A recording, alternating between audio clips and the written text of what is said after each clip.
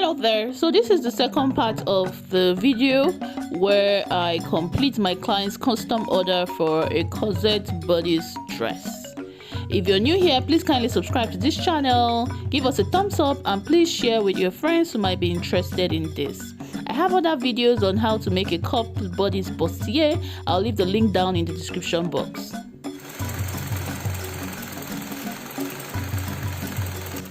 So, in the first part, after preparing the pattern, we laid the pattern down and cut our fabric. Now, the main fabric for this dress is a lace, but we use the nude satin as an underlay for the lace. So there you can notice that I'm treating the lace and the nude satin underlay as one. And what I just did now was to join the style line. That's the back piece. We have just joined the style line of one side of the back, and now I'm about to join the style line of the other side of the back.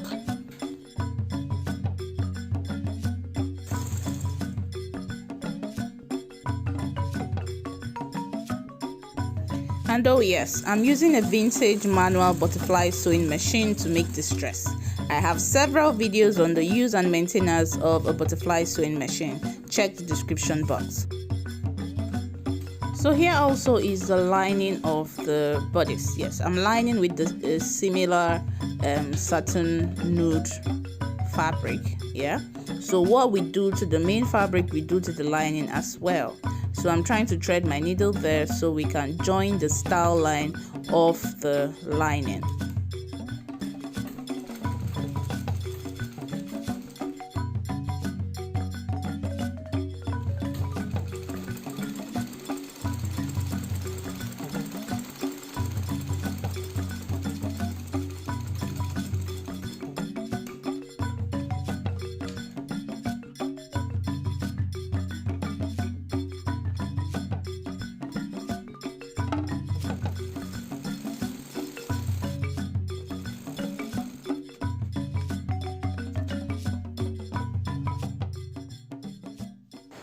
So now I'm about to join the style lines in the front.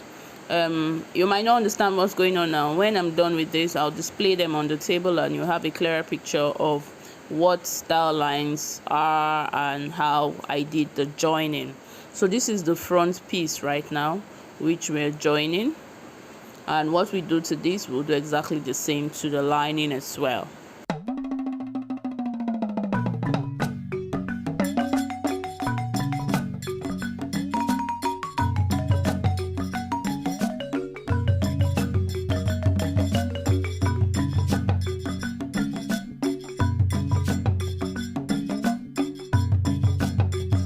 So those are the lining pieces for the front. I'm arranging there, ready to sew the style line.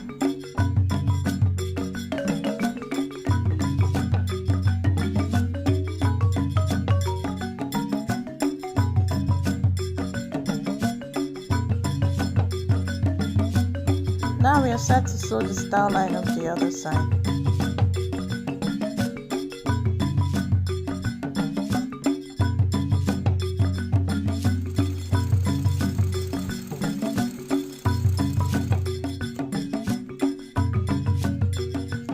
So there you have it. We have joined the style lines for the back and for the front, and I have neatly ironed it. So you can see this is what was going on the sewing machine. The back pieces are the one I have up there, and the front bodice is what you see down there. This is also the yoke. We had gone on to face the yoke. Remember, I cut 2 pieces of each so that I can use one as a facing, right? So there's the neckline. I had neatly trimmed off all of my sewing allowance, so it barely shows that I had doubled this net. So this is the back lining, and I'm about to bone. So what I would do is, I usually bone the style line, and then if I didn't create a boning channel, I would just rule a line that of course would also be a style line, but this time not that equivalent, and I will bone directly on the lining without a boning channel. Okay, so what I'm doing here, I'm trying to draw my boning channels or the line that I will follow when boning. All right, and I keep about 1 inch away from the neckline and 1 inch away from the waistline, so my boning does not interfere with facing my neckline or joining the waistline to the skirt part. You would understand this once I'm done. So I'm making 3 boning channels per piece of the back, and this is the bone that we're going to be using. I usually use paper tape to tape the ends like that, so it's not so sharp that it sticks out through the garments.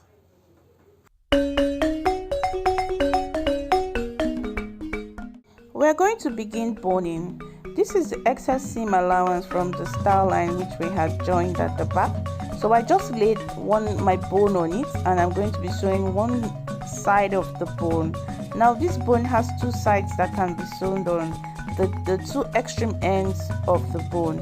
So on one end, as you can see, I just put my needle down there, and I'm going to be sewing straight down only on my seam allowance, right? Not on the entire bodice, on my seam allowance only. Okay.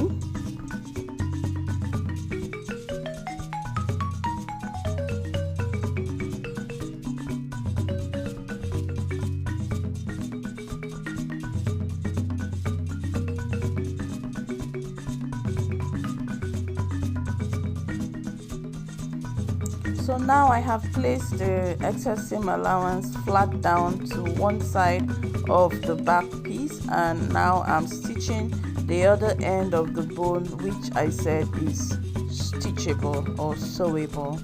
So this will keep the bone flat down against the back bodice.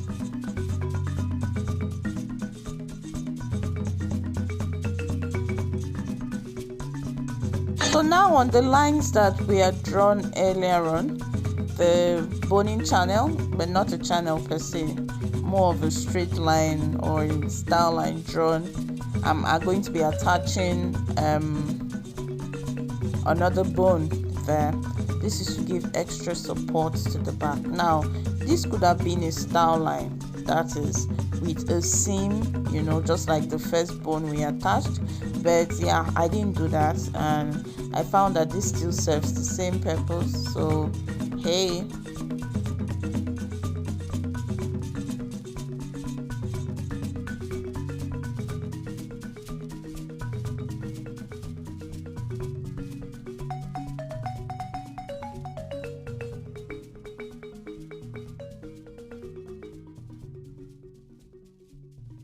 So I said that we'll have 3 boning on each piece of the back. I know the back is made up of 2 pieces, so there you have it, the 3 bones on each piece of the back. And what we've done to this side of the back, we'll do to the other side of the back piece. So this is the front, and I'm also putting a bone right there at the center front, just as you can see. There is no seam at the center front of the front. So once again, I'm just going to lay this bone flat down and sew the 2 ends of the bone.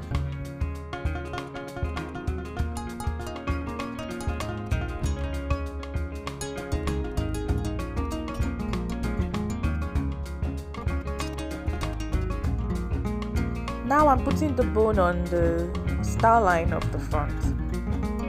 And just like we did at the back, that's exactly what we're doing here. We first sew one side just on the seam allowance of the style line, and then we'll flip it and place it flat down on the bodice and sew the second side.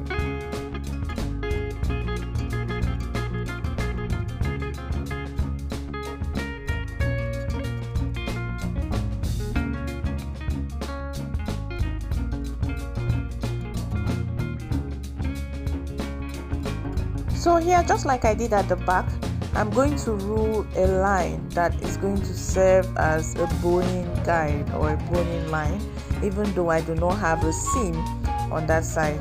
So bearing in mind that I have a 1-inch side seam sewing allowance, I'll just shift some distance inwards and roll this line slanting it in some sort of a V shape towards the waistline of the bodice, the front bodice. So I'll just use my chalk to roll just like so. What I do on this side, I do the same on the other side, and I'll place my bone and I will sew.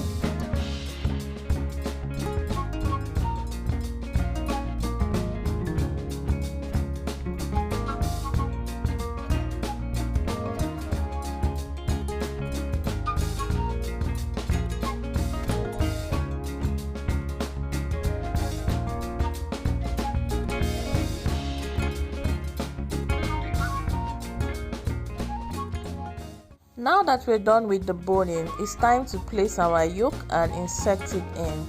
So to do this, I've pinned the yoke just like so, and then I'm putting my lining over it to sandwich the yoke in between the lining and the lace so it can be neatly finished. Using 1/2 inch sewing allowance, I'm going to sew. So flipping it over to the right side, I'm going to remove the pins, and this is how it looks, right? So this is the right side with the lace. That's our yoke right there, yet to be ironed. When we iron, you'll look way neater, right? You can see. And this is the lining piece. See our boning. So we're going to do this for the other side of the back and the front as well. So now we want to begin preparing the cup, the foam of the cup.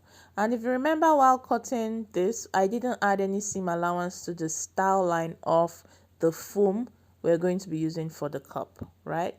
So taking our pattern out now, I'm going to arrange this just as it will be stitched. Remember, I made a marking at the bust points there, yeah, just there. So I'm going to be beginning my stitching from there. So guys, I don't have a zigzag machine, so I'm going to be doing this by hand. I'm going to be making zigzag stitches by hand, so wish me luck. If you have a zigzag machine lying around which you're not in use, please send it to me. Send me an email. I'm serious, I need it. Thank you. So I'm going to start from there with my thread and needle. So I'll pick up. And I'm doing this because I don't have a zigzag machine. If I had a zigzag machine, life would have been easier.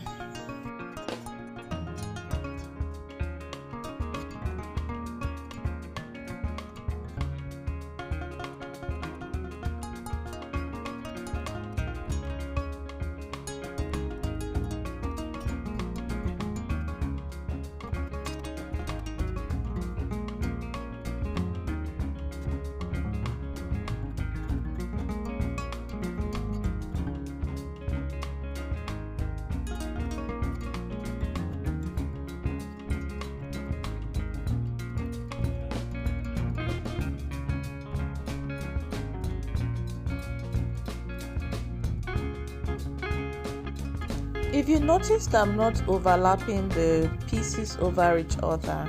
I'm just bringing them together using my thread. I would leave a link down in the description box of a video tutorial, not mine by the way, of somebody else who would illustrate how to make zigzag stitches by hand. I don't have a tutorial on that yet, so yeah, you can watch that. It will help you have a proper understanding of what I'm doing here.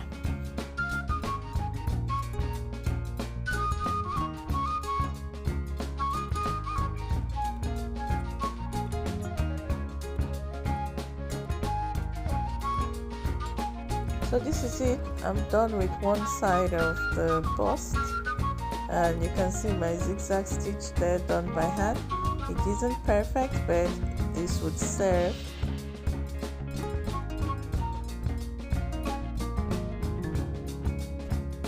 Now I'm going to do exactly the same thing to the other side of the star line of the bust. Don't forget, that's the center front right there. So I'm going to bring the other side of the bust and once again stitch it from the bust points. This is our cup cut out here with the nude fabric. As you can see, I put the nude medge over the nude satin, treating it as one. And now I'm going to be sewing the style line.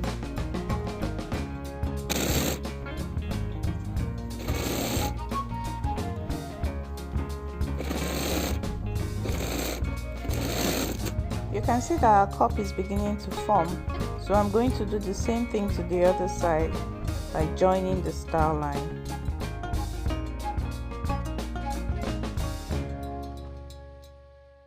Remember our foam cups? So we're going to be putting the fabric cups, which we've just finished joining the style lines, over on the foam cup, just like so. And then using pins, we'll hold them in place and treating this as one. And of course, that's after I have ironed my style line, guys. I had to iron the style lines of both the foam and the fabric. After treating as one, I'll still go ahead to the ironing board, and using a steam iron, I would iron this again to give it a good shape that will go round, smoothly round nicely with the bust. Okay, I'm blabbing now. So I had to place the cup on my tailor's boobs just to be sure that our style line goes smoothly round the curve of the bust. Upon doing that, my tailor observed that it was a bit pointy, so we had to go back and blend it out. So the bodice of this dress is ready. Flipping over to the back, I just closed the zip line, which is a temporary stitch which would be removed. Right. So outside of the camera, we had prepared the skirt of the dress. It's basically an A-line skirt with a slit on the side. Please leave a comment in the comment section if you would like to know how to make an A-line skirt with a slit on the side. We didn't want this video too long, guys. That's why we actually cut out the pattern making and sewing of this aspect of the garment.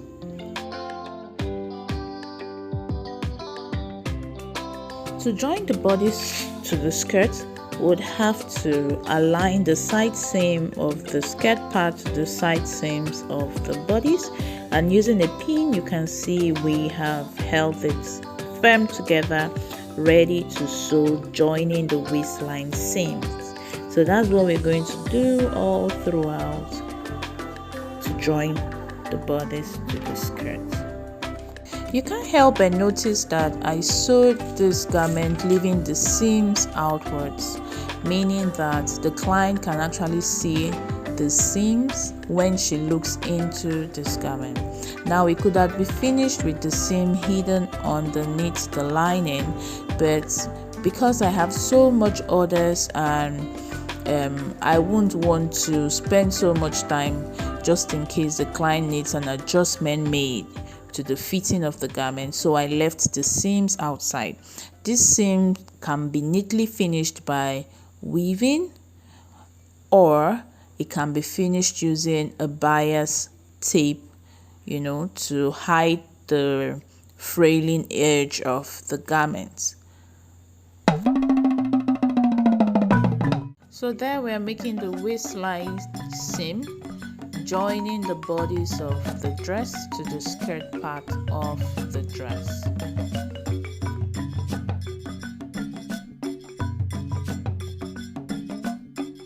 After that was done, we went on to install the zip into the center back of the dress.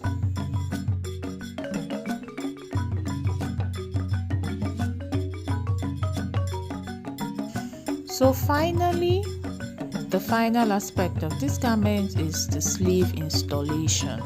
So here we have cut the sleeve and we're preparing it to be installed into the armhole. So we're making the sleeve out of skin tone merge fabric, and it's a full length sleeve fitted to the client's arm.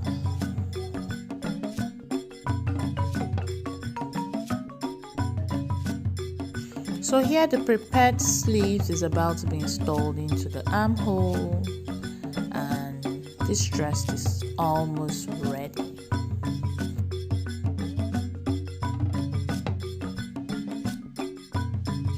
So now we're going to be delving into the embellishment aspect of this dress. So the dress has a sleeve in one armhole, and in the other armhole it is sleeveless. So on the sleeveless armhole, we're going to be making crystal drops of beads, just like so. So watch and see how we make ours at Pensra. So Pensra is my brand name. If you do not know, I'm going to be leaving a link to my Instagram handle, which is Pensra Fashions. We do bespoke tailoring, we do bridal wears, we have some beautiful ready-to-wear garments also available for women from size 8 to size 20, So please go check us out on Instagram and follow us.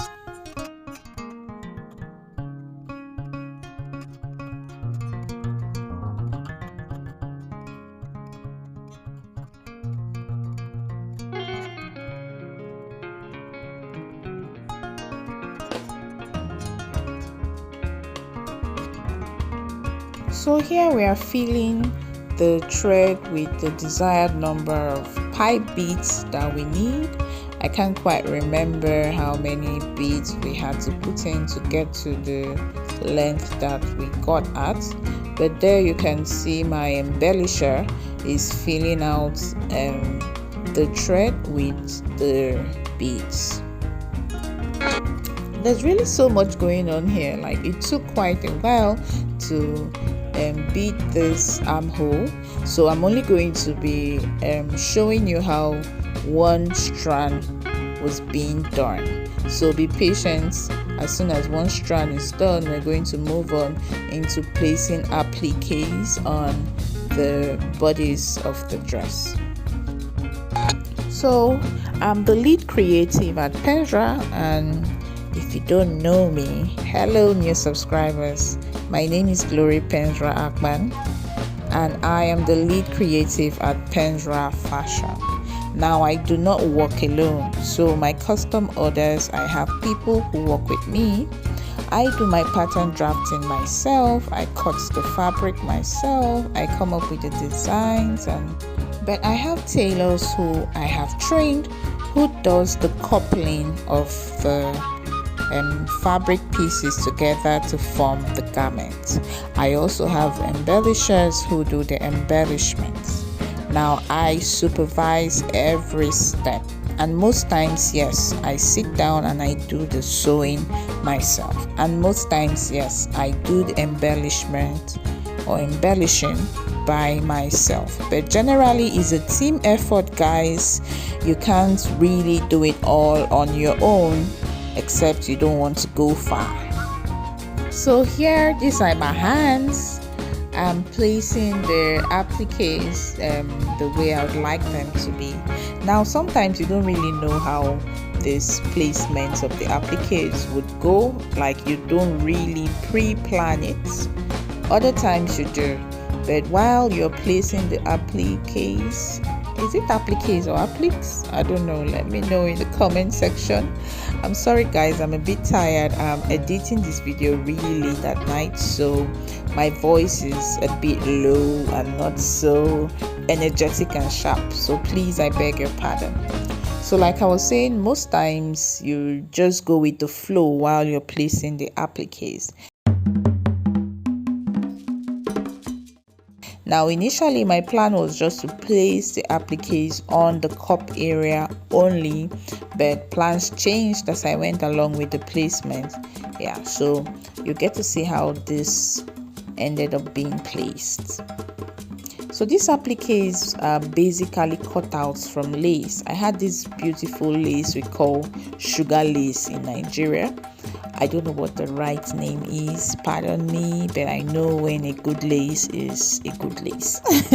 So yeah, I made cutouts out of the lace, and that's what I use to place on this client's dress. Guys, my camera, I'm using my phone camera, it's not doing justice to this dress. Like, I can't wait to be monetized so that I can buy really good cameras that would show all the features, all the details rather, of dresses I make, so you can see how wow they are. This dress, my clients loved it. Like, I got lots of referral from it, you know.